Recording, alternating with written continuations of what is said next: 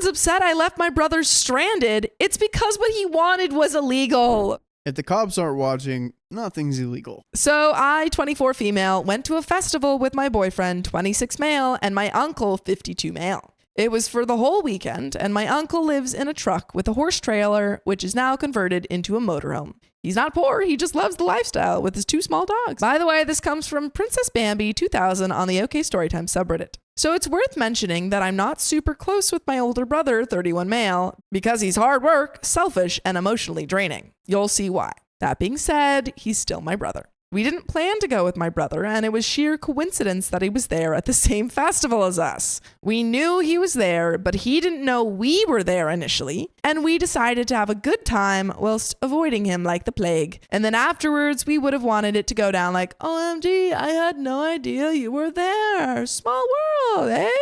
That's not what happened. My boyfriend and I camped in a tent next to my uncle's truck, and despite the 12 hours of rain on the Saturday, we were all having a great time and did well to steer clear of my brother, who was there with his girlfriend. The festival was about a 2-hour trip from his hometown using public transport. That may not sound like much to people in the US or other bigger countries, but with the cost of travel in the UK and the inconvenience of catching trains and buses, it's really hard work. So on the Sunday evening, my brother spotted my boyfriend somewhere at the festival.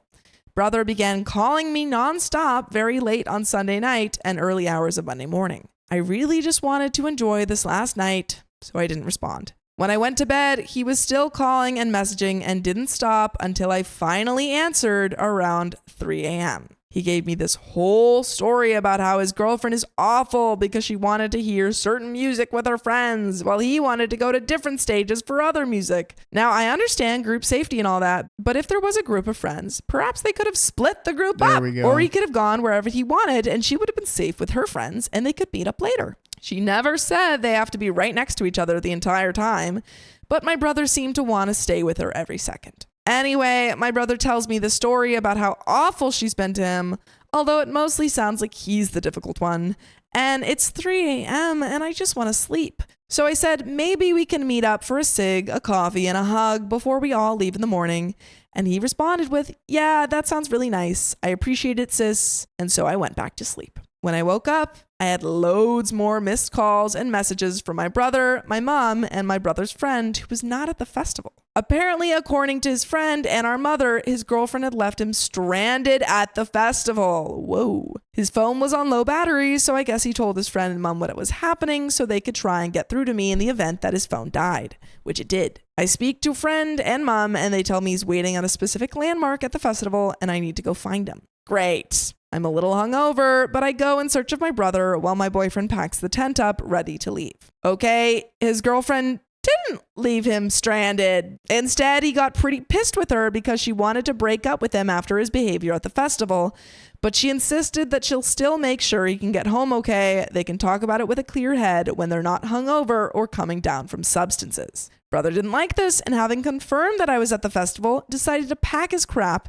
because he didn't want to spend almost 2 hours in the car with that bee, and left her tent early hours of Monday morning to continue calling me. So he's just lying about the whole situation. What the heck? Yikes. Rather than calling a taxi to get him to a train station or whatever, he used all of his phone battery trying to track me down. He could have potentially left himself stranded in this big old field in the countryside. Of course, I know his girlfriend isn't the villain, but brother is the kind of person that me and the rest of my family have to tiptoe around to avoid annoying him. He punched doors in the past and broke them, and he's always blocking the entire family because of an argument with one of us, and then unblocking us when he feels better.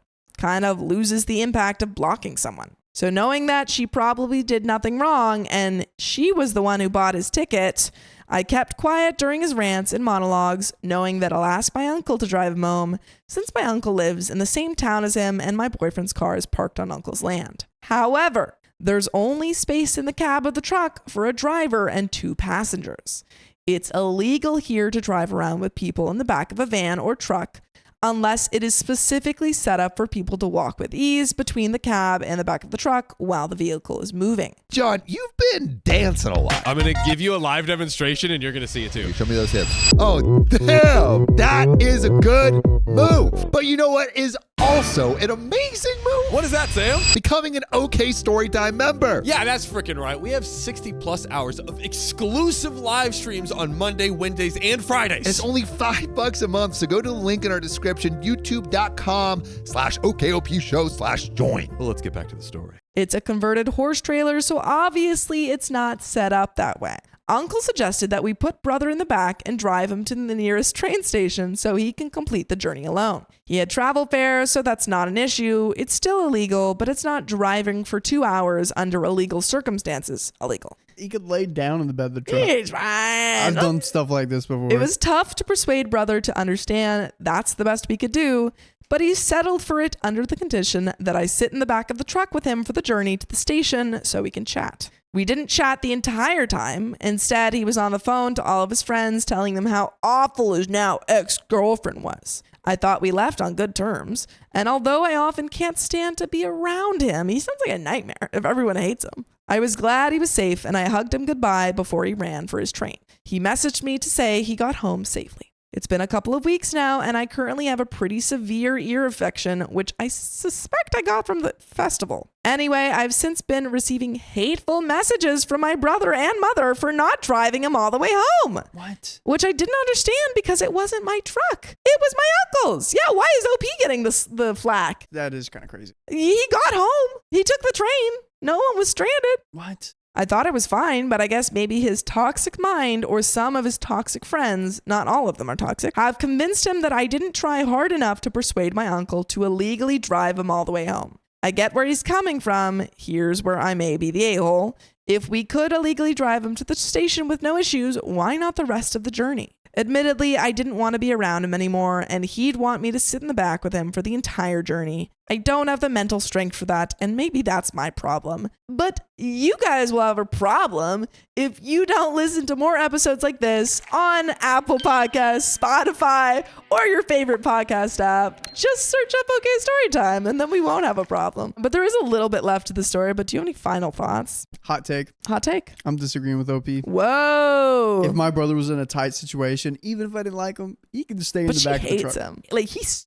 But he'd be in the back of the truck laying down for 2 hours. She said he would probably make her do it, like sit in the back of the truck too. No. He's either sitting in the back of the truck or he's not coming. Yeah. That's what's happening. This is kind of a situation where, like, you know, you have had friends or something where there's too many people. And so someone's got to sit on someone's lap or something. And it's like that. And it's like, okay, if it's 10 minutes away, that's fine. But if it's a 2-hour trip, can't have someone sitting on people's lap because that's dangerous. So I feel like that's this situation. Yeah. If you already don't like your brother, it's like, True. Yeah. Your mom and your brother can get over it. He got home. He's fine. When I said it's not my truck, they all started talking crap about my uncle.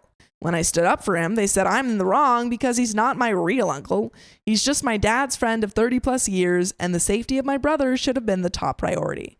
They said I left him stranded in a strange town. He's like 30 and he took the train. He's fine. Yeah. Apparently, I just didn't try hard enough to convince my uncle to break the law for my brother's sake, and that makes me the a-hole. So am I the a-hole? P.S. He's my half-brother. We share a mother, but not a father, so he doesn't really know this uncle of mine. And comments, Not Sorry 2019 says he's totally right. He can never depend on you for anything, including illegal activity.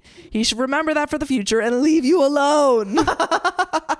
That's true. Yeah. OP's like, yeah, you're right. I did really let you down. You should never rely on me. There we go. It's not you going no contact. It's him protecting himself from your evil, wicked ways of checks, notes, not promising him anything, or convincing people he doesn't know to break the law for him. Sarcasm on it being your fault. He's an idiot, and that is rarely curable. Yeah. Every requirement 13 says he sounds exhausting. Maybe it's time for you to block him. Your mother too. Yeah, he sounds like he's and he's a baby and he's 30 years old and he needs to grow up. Yeah, but I don't know if he will. There's this thing called man-childism, and he's definitely got it. He's got it. But that is the end of that story.